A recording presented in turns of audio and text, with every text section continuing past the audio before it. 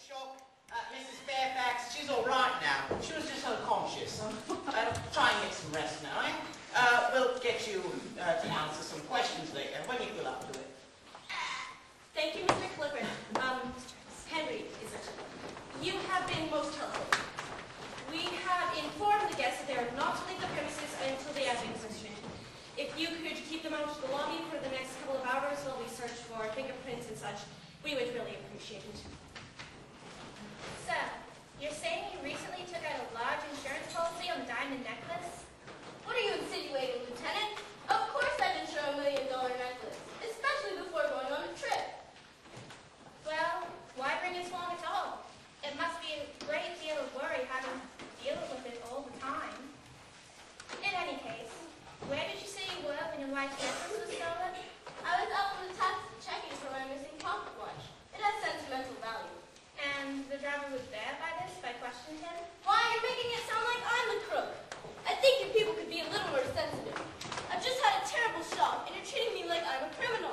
We're just doing our job, Mr. Fairfax. One final question, and then you can go. I understand from one of the maids, Miss White, I believe, that you and Audrey Rochester were once engaged, and she's also staying at this hotel. The fact that you both arrived at the same remote hotel on the English countryside, all the way from America, is quite a coincidence, isn't it? A coincidence is all it is, Lieutenant. And anyway, what does that have to do with anything? Oh, probably nothing. It's just the maid found it significant enough to mention. Well, what does the silly maid know? Can I go now? I guess that'll be all. For now. Doyle, I think we'll let the Fairfaxes have a rest from questioning for a while. Mrs. Fairfax, thank you for your time. Oh, Doyle, what clues have you gathered? Just a few interesting items, Chief. Place them here on the coffee table so we can examine them more carefully. The last thing Mrs. Fairfax remembers is drinking a cup of tea which a maid, Greta White, prepared and brought to her. There must have been an empty dose of sedative in that tea. This doesn't look good for Greta. Oh, Doyle, put that teacup back in plastic. We'll take it to the lab to be examined. New from the lab. Ziploc. You see how the handkerchief is monogrammed essay? Well, I took the liberty of examining the guest register, and none of the guests fit the initials essay. Where did you say you found that at all? In between the couch cushions. Perhaps it was left behind by a previous guest. That's doubtful, at least according to the hotel's owner, Mr. Clifford. He says that the maids clean this room every day. He also says they habitually check between the cushions for money. Well, no one's been cleaning in here since yesterday morning. We haven't allowed any of the guests or the staff in here, except those we've questioned, of course. All right. We'll ask each of the guests and staff about the initials S.A. when we question them. What else do you have there, Doyle? We have this rather expensive lady's diamond engagement ring. That's a beauty. You suppose it belongs to Mrs. Fairfax, Chief? Not unless she has 2 engagement rings. She was wearing them this morning when I questioned her. This must be Mr. Fairfax's missing pocket watch. Confirmed. It has his name engraved on the back. Where was this, O'Doyle?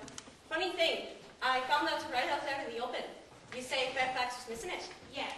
He claimed that was the reason for his absence during the theft of his wife's necklace. He searched the taxi for it. Maybe he's just absent-minded. Well, we'll see about that. Is that all the possible evidence, O'Doyle? That's all the items I have from now, Chief. All right. Let's go and check this guest register so we can make sure we question everyone.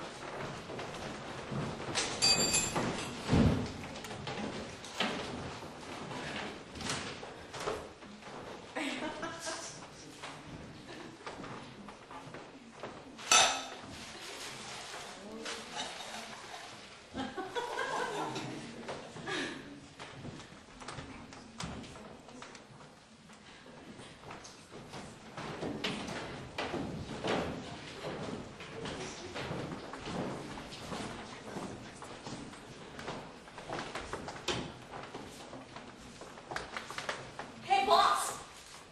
I found a clue. It's a really big shoe. Oh, oops. Good day for the perpetrators of injustice, crime, and cruelty everywhere. Detective Philip Thornton and and Marie, quite humbly at your service.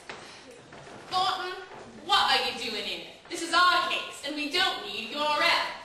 Or interference, rather. Actually, incompetence is more accurate. On the other hand, we're pleased to see you, Miss Reed. Thank you, Chief Brickfield. You should know that we did not come here uninvited. Mr. Fairfax hired us to take the case. What? He said he needs someone to be on his side, and Yes, quite. He claims you treated him brutally and made him feel like a criminal. Really, Chief, this is a very powerful and wealthy man you're dealing with. I think you could treat him with a little more courtesy. Now you listen here, Thornton. We just conducted routine questioning. No one has been treated rudely. At least not yet. There, Dover. That's Chief Whitfield to you, Thornton. All right, Chief. I have a proposal for you. Let's see who can solve the case first. Sort of like a little contest, see?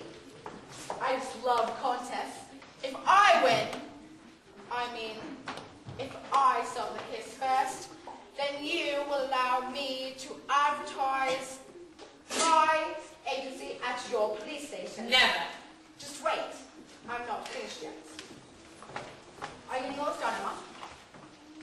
If your department solves the case first, then I will agree to give you half my salary that Mr. Fairfax and I agreed upon for my services. And believe me, Chief, Mr. Fairfax is a very generous man. Thornton, you know I can accept money from neither you nor Mr. Fairfax. All right. Then, if your department solves the case first, I will agree to pay for your department's team crumpets for 1 whole year. Deal!